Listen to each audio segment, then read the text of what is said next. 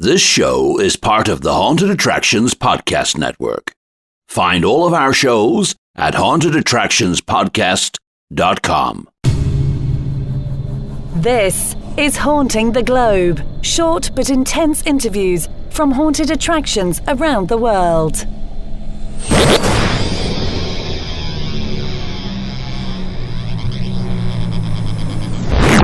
Super excited to have so many people on here today. So we have Mike and Lee and Ben and Dan and David, and they're all from the Camp Evans Base of Terror, which is in Wall, New Jersey, which is really cool. It's at the Info Age Science History Museum, which if you're near Wall, it's 2201 Marconi Road in Wall Township, New Jersey, and it's a very interesting attraction that is actually going through a 100-year-old army base, and it's a half-mile long journey, and it's very especially interesting to me because it's run by the Info Age Science History Learning Center, and that's a really neat concept to have in here. So you know right off the bat that it's going to be educational, also historic, also supporting everyone, and also really scary and amazing. So I'm just going to jump right in here and welcome all these wonderful people, Mike and Lee and Ben and Dan and David, onto the show. Guys, everyone, welcome to the show. How are you doing today? You're doing great, Phil. Thank you very much. Awesome. So, I obviously can't describe this as well as our whole team over here that we have on the other end of this call, with our five-people team over there. So let's jump into this and let you guys kind of take point on a little bit about what somebody can expect from this haunt, this Camp Evans Base of Terror. First of all, let's just start with that. What can we expect here? I think you expect to get scared to death. It's about a 1 mile long journey. It takes about an hour to get through it. Except if you're a little scared, it'll take you 10 minutes on a full run. It's a little bit of everything. We have like 16 different attractions, and Lee can talk to one of them, I guess the one that he's putting together right now. It's probably covers about the space of a football field, and it's about a 10-foot tall structure made out of fence and pallets with some real buildings in the middle, and we have some chainsaw guys in there. We made a mock-up of a walk-in freezer that one of the guys comes running out of. We have some blacklight rooms. We have a town with a cemetery, a church, a lot of crazy things. We have a Jason with a camper's bus from Camp Crystal Lake. We have Mike Myers escaping from a mocked-up sanitarium vehicle. A lot of things. It could be a haunt in itself. And we have several other sections that are just like that, but different in their own ways. It goes. Good. Sorry. Just to clarify then, and I know that you guys just released a story video, which I'll link to the show page for those of you to see that story video. It's really neat. You can see the entrance and some of the information. But just to clarify, this is both it's an indoor and it's partially outdoor. You have these parts outside that you all have constructed around freestanding buildings, as well as an indoor portion. Is that correct? Well, the indoor portion is only about maybe a 50-foot walk through an asylum, but everything else is outdoors. Okay, and it does take place. The outdoor portion is actually on a historic army base. Is that correct too? Yeah, Camp Evans was right now it's a National Historic Landmark. And it used to be a U.S. Army black site. There was a lot of stuff that was done here that was highly classified. And 10 years ago, in order to try and raise funds, in order to keep it going and to restore a lot of the property, two of our folks, Nels and Judy Warren, came up with the idea of running a haunted hotel. And from the haunted hotel, the first year we had maybe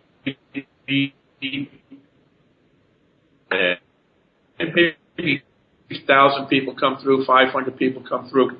It has gone from the hotel and maybe a 20-minute, 25-minute walk to this 1 hour, totally terrifying, mouth-dropping, pants-wetting event that has actually raised quite a bit of money. Last year we had over 8,000 people come through. So, I mean, we expect well over 10,000 this year.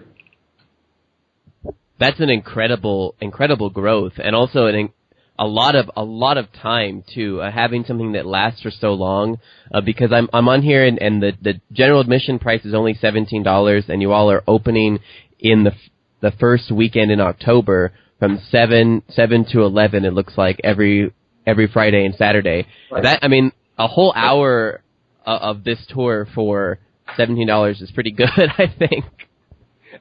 I mean, it as opposed to some of the other haunts, or other experiences that are, maybe 10 or so minutes, for the same or more.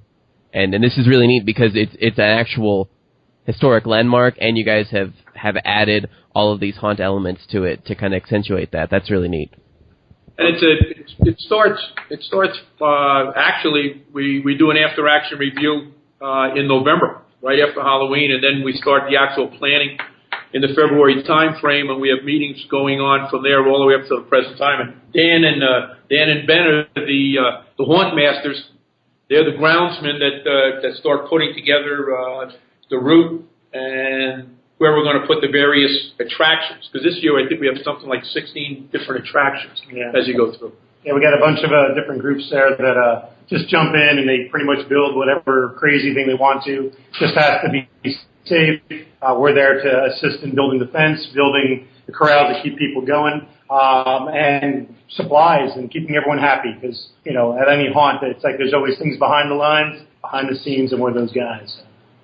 Yeah, definitely. So I want to dig in more on this here because we've already gone through a little bit of the history and why you guys made it and all of that. It's very exciting. So let's.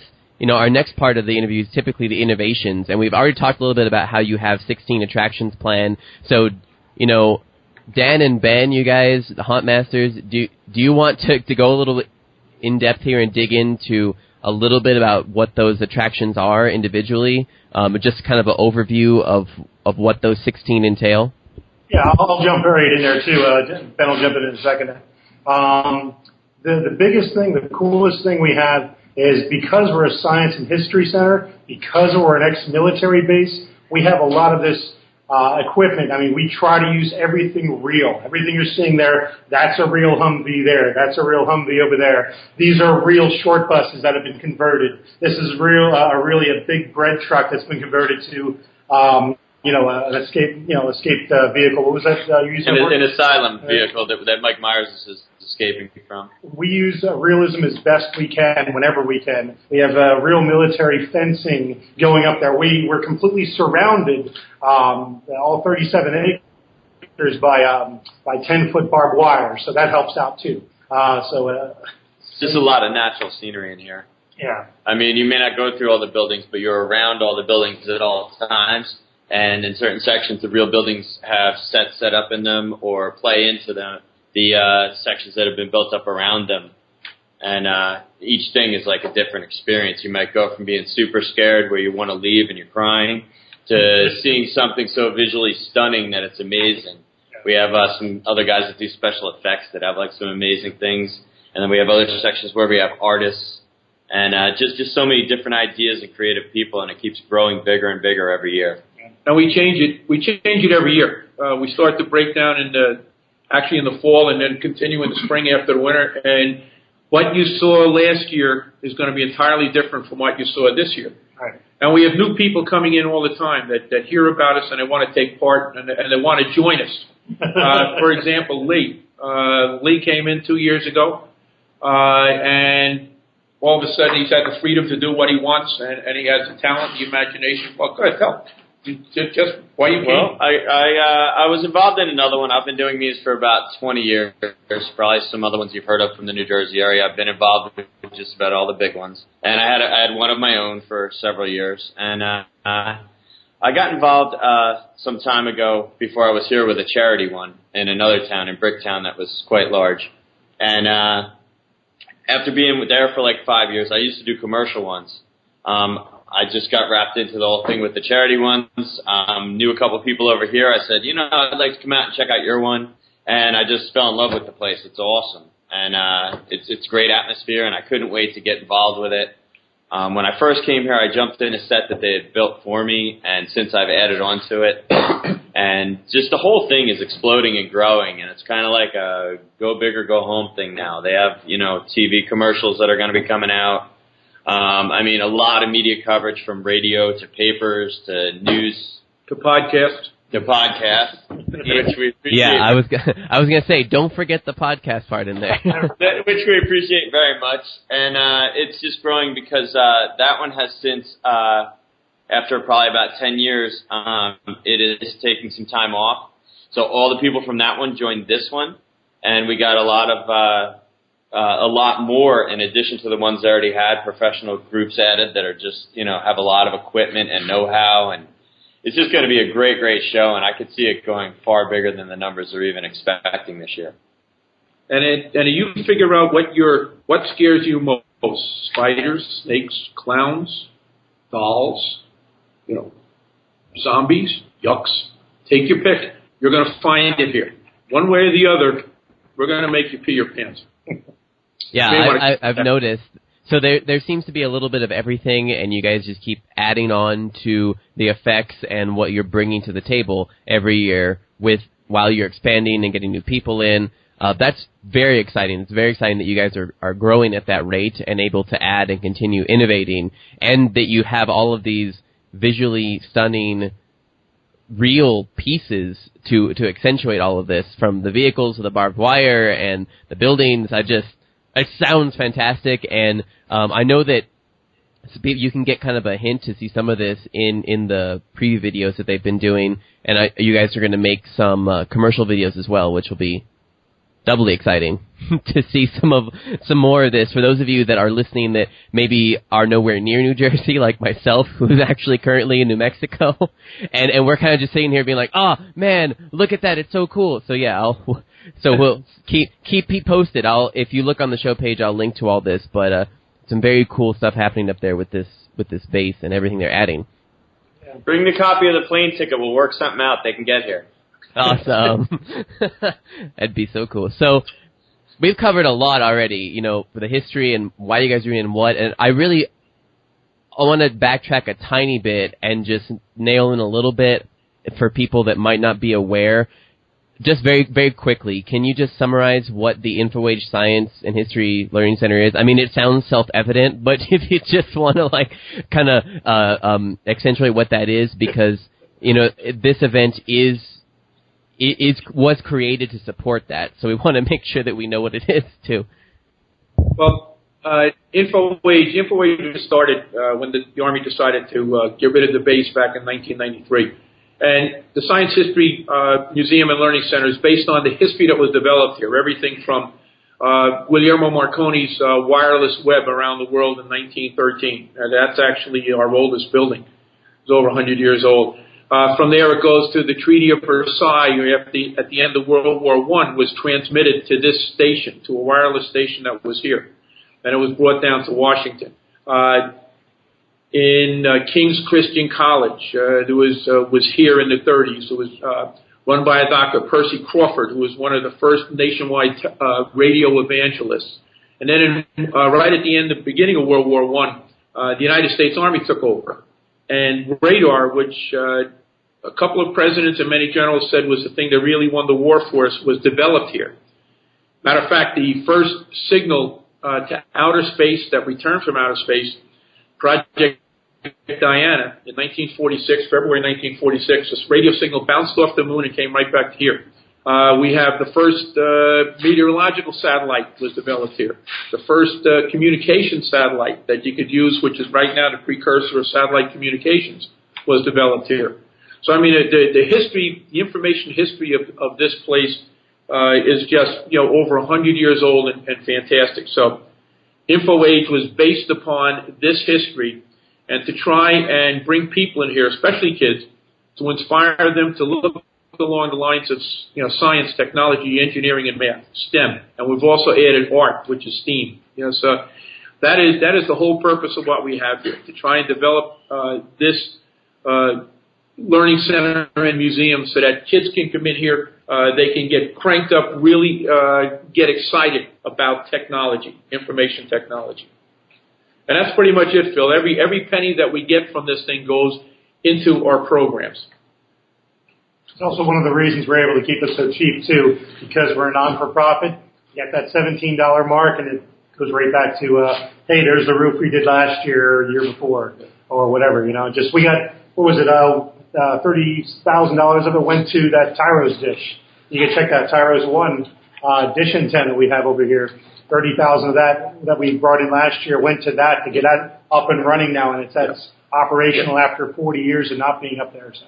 And that was the when we talk about the meteorological satellites, this was the radar. It's a 60-foot radar dish that hadn't moved in 40 years. That actually tracked that satellite and got the information that, again, was carried down to President Eisenhower.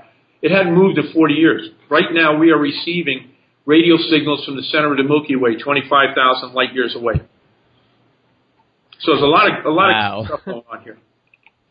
Wow, that's a very rich culture, and wow, actually all of that is incredible. I mean, that's a whole nother podcast series. But yeah, I'm glad we went over that, especially because I really like how exactly what you guys are trying. Well, maybe not exactly, but you care so much about science and information and technology and art, and then you found a way to kind of tap into today's culture by taking what you have there currently and making it work for this haunted attraction. So you thereby you combine all these elements, so the artistry with the effects and the actual history of the location and the physical ideas, and you bring in all this together, which it actually is very representative of what you're trying to do as a mission statement, I think. So that's very it's very neat and exciting and kind of just awesome representative of what we're trying to achieve, which is, I need a thesaurus. Just keep using excellent over and over.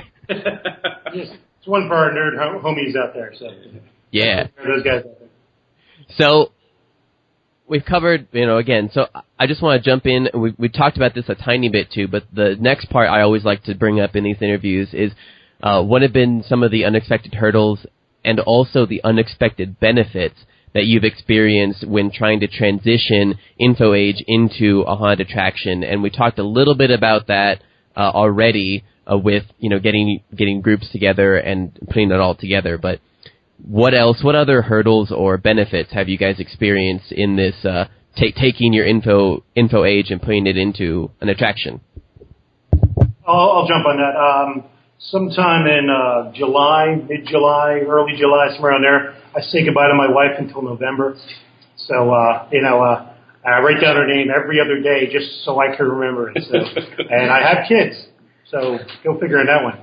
But yeah, that's the only hurdle really for me, because I live and breathe here. When I'm not working a regular job, we're here working it and building and trying to outdo last year, And sometimes we bring them along with us. Yes, some of the lucky ones. Yeah. Lee's wife is here with him all the time. We got some of the other guys. Our wives are right out here. Hammers and swords and everything else going on. But one of the hurdles aren't too many hurdles aside from getting the time to do all the stuff we want to do.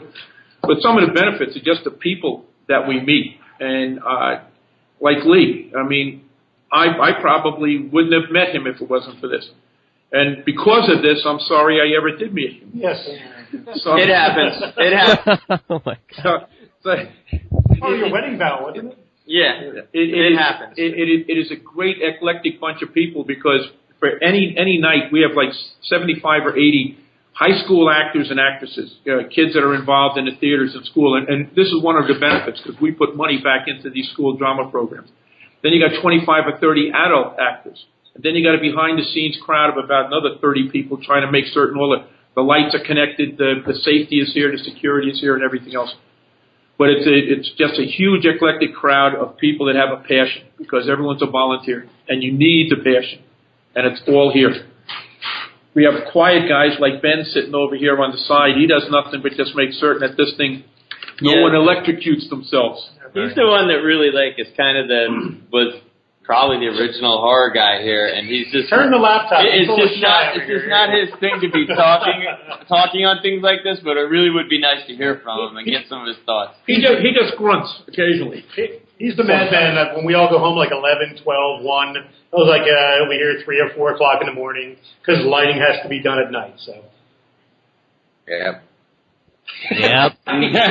He said a word. Man, a few words, but he's the guy to go to if you need something to build on the haunt. So. Yeah. He's like, I like that. Haunt master. I like that. Wow. Well, that's certainly, this is something that I'm sure our listeners also can relate to, especially because almost everyone on the show has kind of brought up that a little bit at some point. Kind of, we all know that we disappear, especially during October, and nobody sees or hears from us, and then we kind of come back up, like resurface, floating, passed out in November and December, just in time to eat Thanksgiving and dinner and whatnot. And These hobbits. Yeah. All I know is last year I was putting away gravestones while listening to Rudolph the Red-Nosed Reindeer. Excellent. And we also the meeting the people and the networking and all the great passion that we have, which is a great something that everyone talks about is their passion for the industry, which is excellent. I love to hear it. That's why we're doing it. That's why I'm doing it. Yeah. So, okay, now it's time for probably maybe not my favorite portion, but one of my good, awesome portions of the show, which is our culture question, our curveball question. So maybe we can get an answer from everyone here. Especially some of those that haven't been talking as much. Hint, hint. But we'll. Okay, let's go ahead. I'm going to pick one here. Okay, let's see. Let's think of a good one here. Okay. Man. Okay. Let's see. If you could have dinner with anyone from history, who would it be, and especially important, why? Why would it be that person? So, if you could have dinner from anyone in history, who would it be and why? Go. I think it's your turn. Dan, it's your turn. Anyone in history, huh? Let's see. Anyone in history.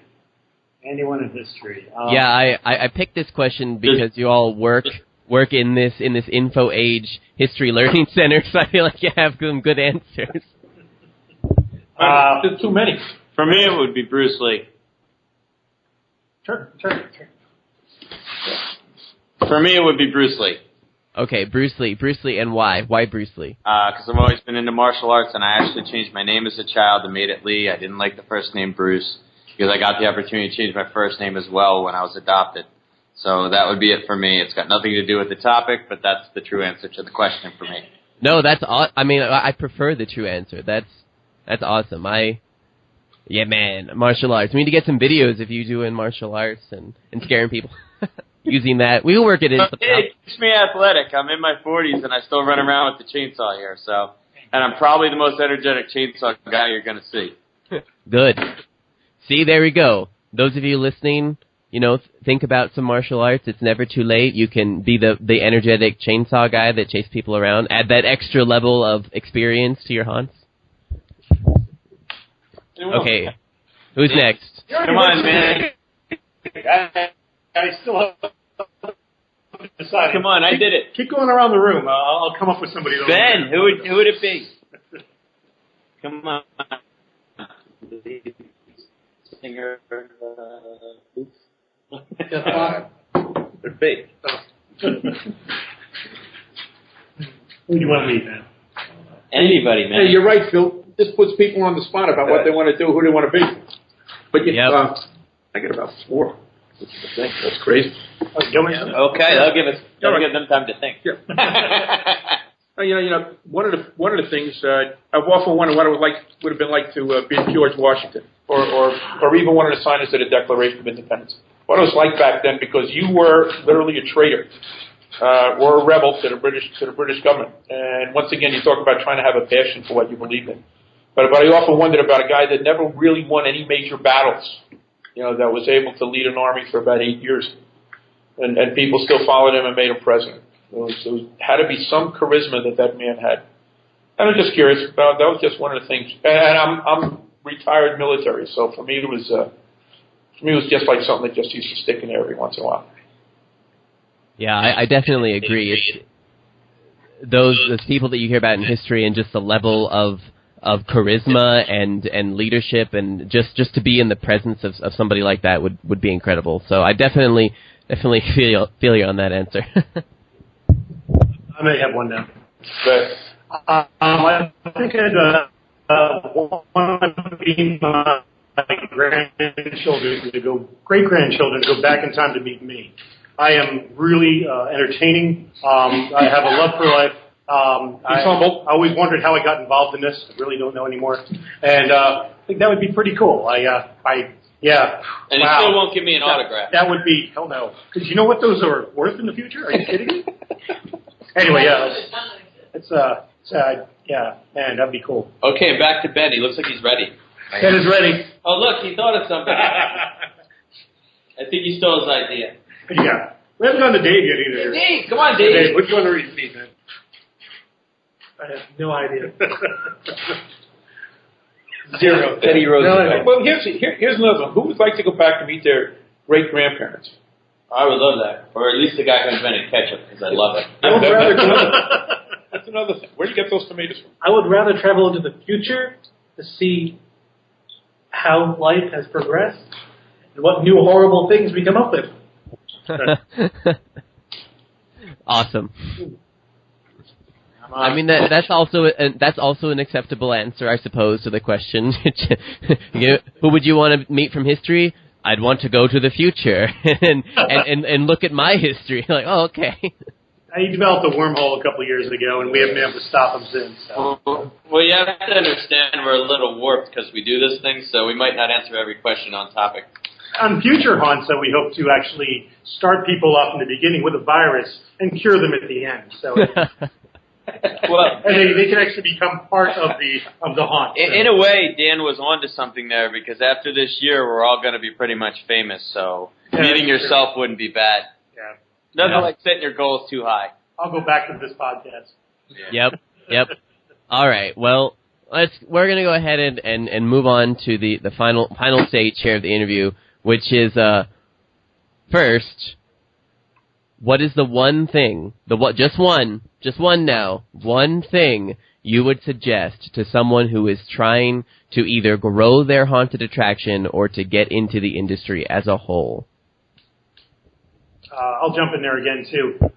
Our biggest feature here is the fact that we have an area where we can actually start building in some of the parts immediately after the previous haunt. I mean, we can, and just to have those ideas, and you can see some things that won't work out, we can rebuild, and we have plenty of time to really plan things out and get it rolling. Having a secure area that you can do these things in is huge for us. Some of these guys have come from things that only lasted for a weekend, and they had to build the previous weekend and then have their event, and then the next day tear everything down. With us, we have like a month or so to tear down before our next holiday shows or something like that, whatever else might come up. But having a secure area where you can really be creative and acquire things and get that rolling is my biggest advice for anybody out there. So. Lee, you've been involved in a lot. I would say I've been involved in a lot of them over the last 20 years, probably at least over a dozen, from theater to outdoor ones to,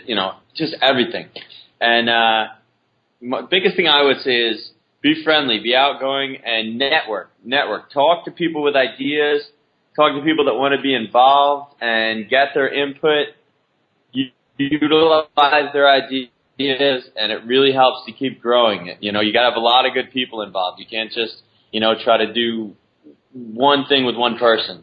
You have to have a lot of people involved with a lot of different ideas, and, you got to take in a lot of information and, just network as much as you can. Get out there and talk to people, whether it's, and, get your name out there, whether it's, even if you can't do big advertising.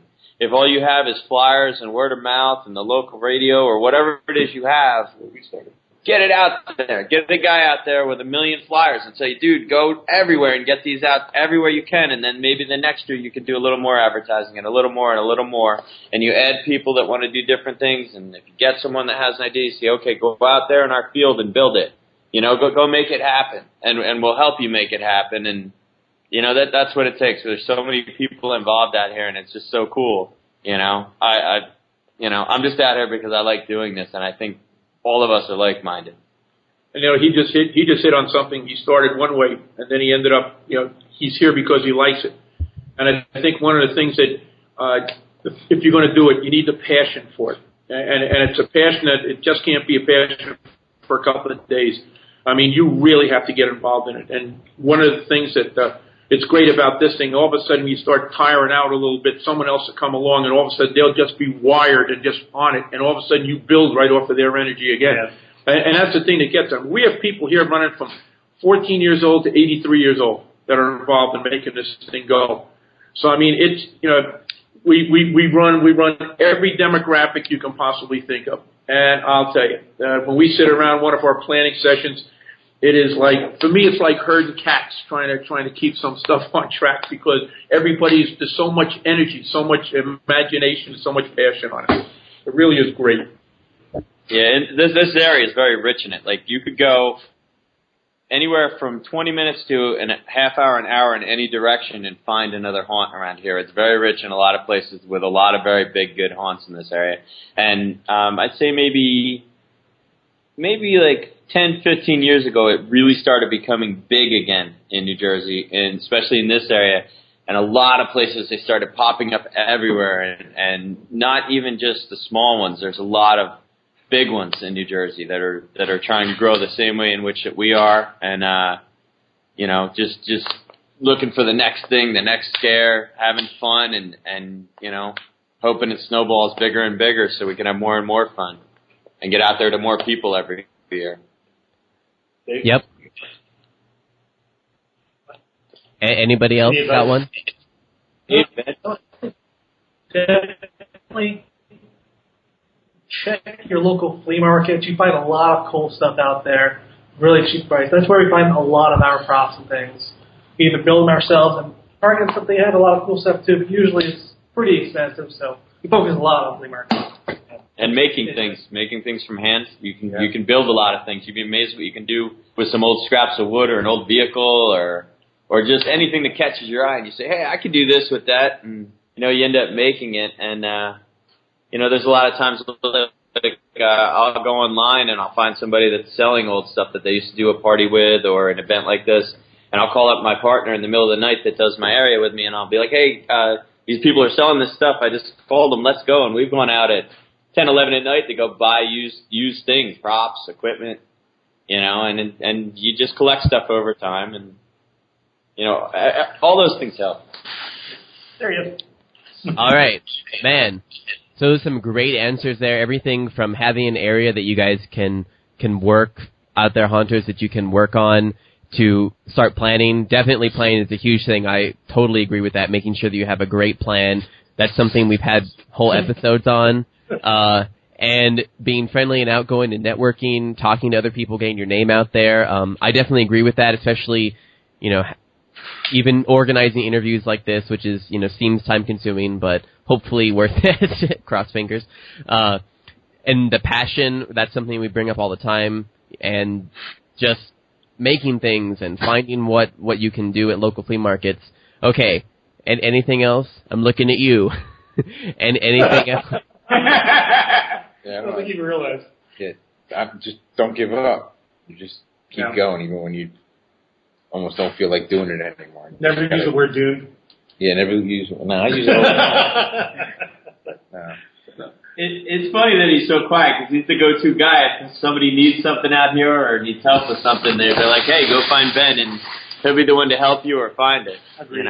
He's just a quiet kind of guy, but man, if you saw his collection of props and stuff that he's got, oh my goodness. We have we have at least a 6,000 square foot warehouse just full of props. Oh wow. Then we have Ben's Bat Cave, which is you don't want to walk in there after dark. Just find the underground tunnels, make a left. You'll Looks like Stephen King's attic. Yep. Awesome. With some really cool lights. We're going to sum up this portion with passion, persistence, networking, planning, and your own space. I'm gonna stick with that. That as our one thing split among everyone on this round table. So, okay, we're at the very end here. So, is there anything else that you guys would like to add before we sign off here from this really roundtable, awesome episode here on the Camp Evans Base of Terror? Definitely check us out. You can go to Google Maps, check out our area, Camp Evans. It'll come right up in Wall, New Jersey. It's a massive area, beautiful, 37 acres of ex-military base, which again becomes an amazing haunted playground. And if you check us out on social media, I mean, Facebook, we're on Twitter, I guess also on the web, Instagram. So I mean, we're out there. We're everywhere. Yeah. And I seriously, we really want to thank you for the opportunity to be able to be on the podcast. We really appreciate it. Really appreciate it. Thank you. This show is part of the Haunted Attractions Podcast Network. Find all of our shows at hauntedattractionspodcast.com.